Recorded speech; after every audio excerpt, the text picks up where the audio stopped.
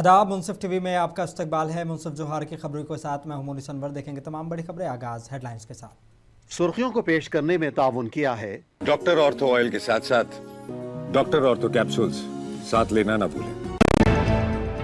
CM Hemant Soren ने budget को बताया 2050 तक समृद्ध युवा झारखंड का रोड मैप। बोले युवाओं, किसानों और महिलाओं पर किया गया है खास फोकस।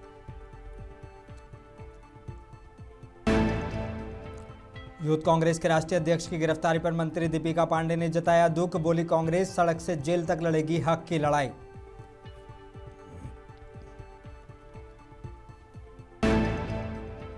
गिरडी गोलीकांड का मुख्य आरोपी 24 घंटे में गिरफ्तार। 5 अन्य भी दबोचे गए। देसी पिस्टल और जिंदा कारतूस बरामद।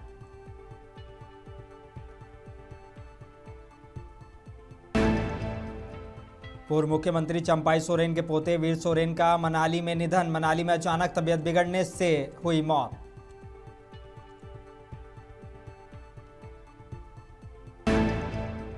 और तेजस्वी यादव का एनडीए सरकार पर बड़ा हमला। बिहार में बढ़ते अपराध पर सियासत गर्म।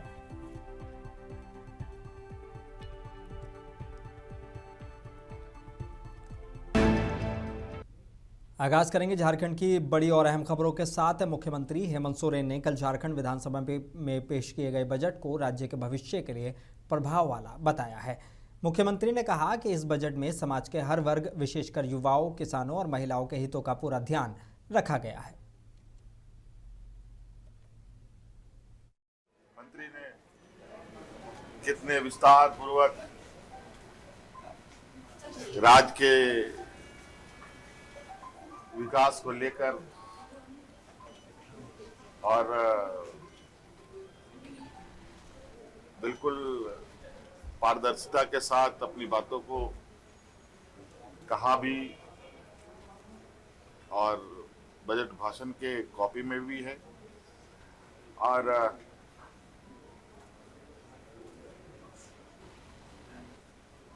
इसका परिणाम भी आपको जमीन पर दिखेगा।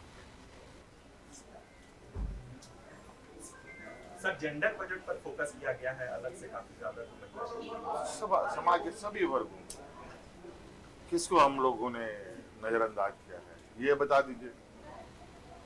कोई छूटा हो तो ये बताएं, तो जरूर उस पर हम लोग, आप लोगों की भावनाओं को हम लोग ध्यान और उस पर चिंता करेंगे। हम लोगों ने लगभग सभी वर्गों को, सभी क्षेत्र को छूने का प्रयास किया। झारखंड के पूर्व मुख्यमंत्री चंपाई सोरेन के पोते वीर सोरेन का हिमाचल प्रदेश में अचानक निधन हो गया। जानकारी के मुताबिक वीर सोरेन घूमने के लिए मनाली गए हुए थे। 24 फरवरी को अचानक उनकी तबीयत बिगड़ गई। हालत गंभीर होने पर उन्हें तुरंत नज़दीकी अस्पताल में भर्ती कराया गया, लेकिन इलाज के दौरान उनका निधन हो गया। इस असामयिक घटना की खबर मिलते ही परिवार में मातम पसर गया। परिजनों के साथ साथ राजनीतिक और सामाजिक क्षेत्र में भी शोक की लहर है।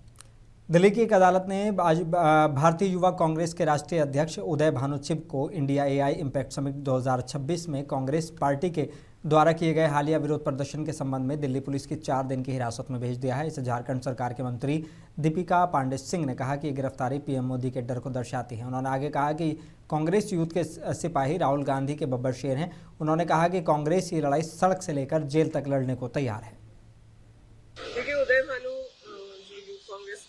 नेशनल प्रेसिडेंट है, उनकी गिरफ्तारी ये बता रही है, दर्शा रही है कि किस प्रकार से नरेंद्र मोदी जी को भय हो गया है। एक कॉम्प्रोमाइज डील किया गया और एप्स्टिन में फाइल में नाम आने के बाद उनके मंत्री का नाम, उनके खुद का नाम, उसको कैसे छुपाया जाए, कैसे इन बातों को दबाया जाए, उसी का यह प्रयास है।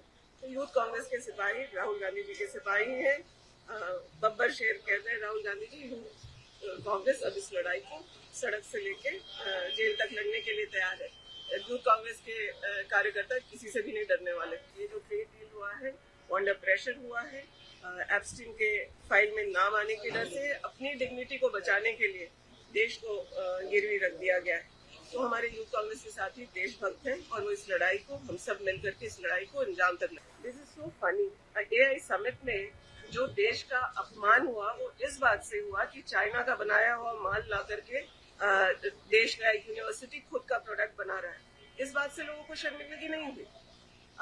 शर्टलेस प्रदर्शन से लोगों को शर्मा रही है। ये तो संवैधानिक है। आप शांतिपूर्वक अगर प्रदर्शन कर रहे हैं और अपनी बातों को सामने ला रहे हैं तो ये लोकतांत्रिक तरीका है इन बातों को।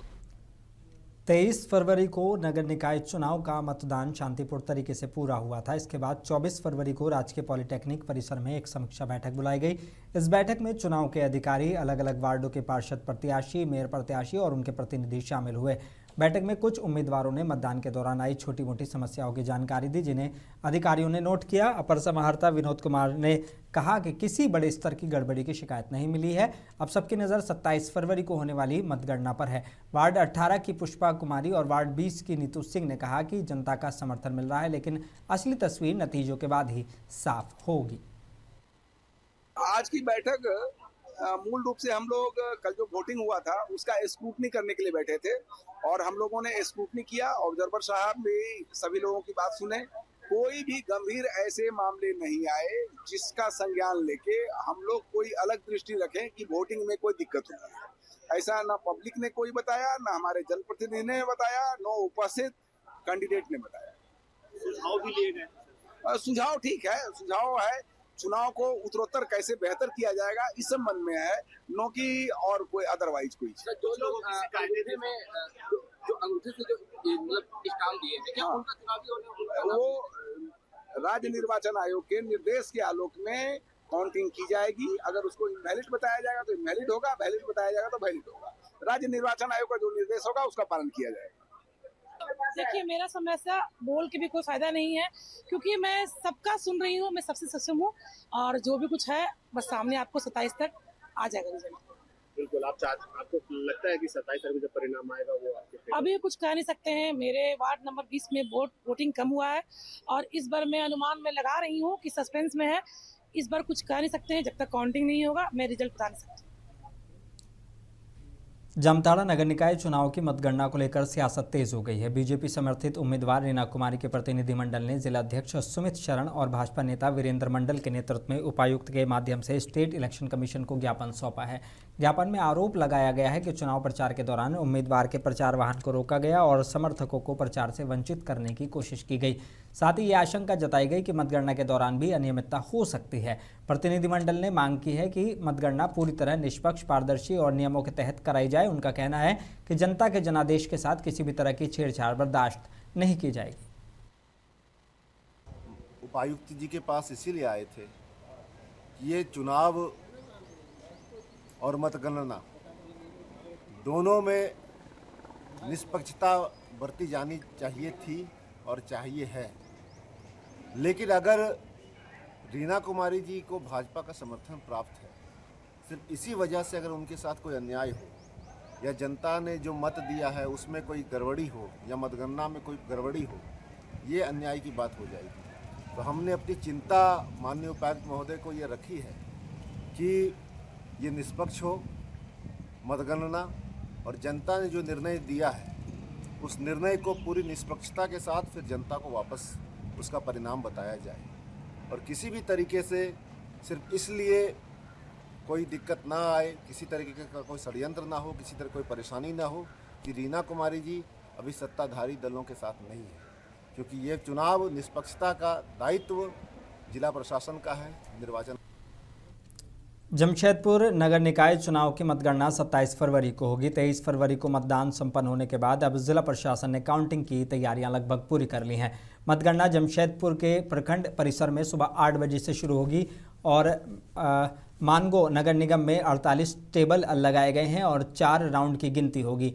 जुगलसाई नगर परिषद में 14 टेबल पर 3 राउंड में मतगणना की जाएगी। वहीं चकुलिया नगर पंचायत में 9 टेबल पर 2 राउंड में वोटों की गिनती होगी। प्रशासन का कहना है कि सुरक्षा और पारदर्शिता के पूरे इंतजाम किए गए हैं। तीनों निकायों के नतीजे शाम करीब 6 बजे तक आने की संभावना है।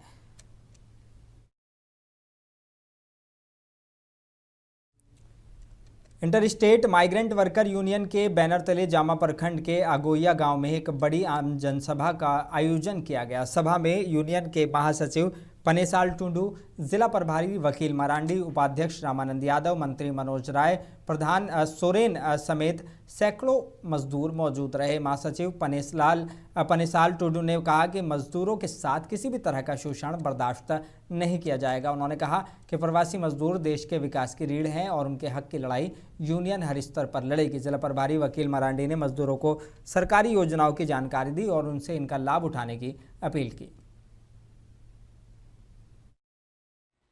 आज हम लोग यहाँ बैठक के माध्यम से मजदूरों को उनके हित के बारे में जानकारी देते हुए जागरूक किए एवं साथ ही हम लोग ये भी निर्णय लिए कि उनके साथ हो रहे अत्याचार को inter state migrant worker union कभी बर्दाश्त नहीं करेगी।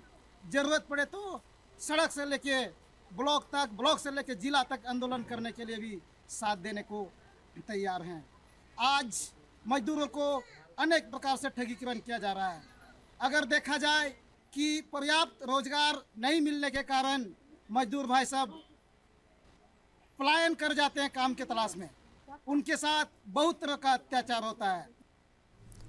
गिरिडीह नगर निगम चुनाव के दौरान हुए गोलीकांड में पुलिस ने बड़ी कार्रवाई करते हुए मुख्य आरोपी शिवम आज़ाद को महज 24 घंटे के अंदर काजी नजरुल इस्लाम एयरपोर्ट से गिरफ्तार कर लिया है। उसके साथ 5 अन्य आरोपियों को भी पकड़ा गया है।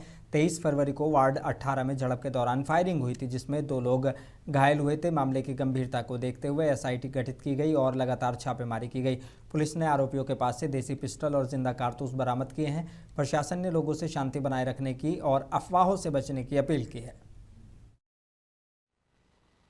शिवम आज़ाद और उसके सहयोगी के द्वारा ये गोली चलाया गया है, ये बात जब सामने आई तो उसको लेके तुरंत जो है वो सेक्टर मजिस्ट्रेट के बयान पर प्राथमिकी दर्ज की गई पचम्बा थाना में, कांड संख्या 1526। और उसके बाद इस घटना में जब जानकारी मिली कि 2 व्यक्ति घायल हैं और घायल के परिवार के तरफ से जो रबीना खातून है, जो उनके पति समीम रैन जो है उनके वो इंजर्ड है, ये जानकारी मिली और उनके द्वारा जो है पचम्बा में एक लिखित आवेदन दिया जिस पे भी कांड दर्ज किया गया 16/2026 और उनके द्वारा ये बताया गया कि घटना में किस तरह से हुई और उन्होंने आज़ाद उर्फ शिवम कुमार श्रीवास्तव,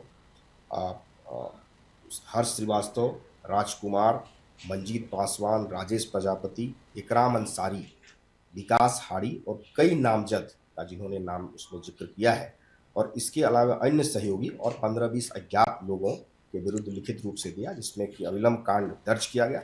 और चूंकि घटना की संवेदनशीलता को देखते हुए उपायुक्त महोदय के द्वारा और मेरे तरफ से हम लोगों ने जॉइंटली इसको पहल करते हुए एक टीम बनाया गया, जिसमें कि एसडीपीओ सदर और उसमें सभी डीएसपीज को इसमें इन्वॉल्व किया गया और 4 टीमें बनाई गई और जो ह्यूमन इनपुट और टेक्निकल इनपुट के आधार पर इसमें छापामारी करते हुए शिवम कुमार श्रीवास्तव उर्फ शिवम आज़ाद, दूसरा अमित विश्वकर्मा, तीसरा आकाश हाड़ी, चौथा मंजीत पासवान और 5वां किशोर पासवान, ये सभी की गिरफ्तारी की गई है। और तलाशी के क्रम में इनके द्वारा जो हथियार जिससे फायरिंग की गई थी वो 7.65 mm का देसी पिस्टल और 2 7.65 mm का जिंदा गोली बरामद किया गया है।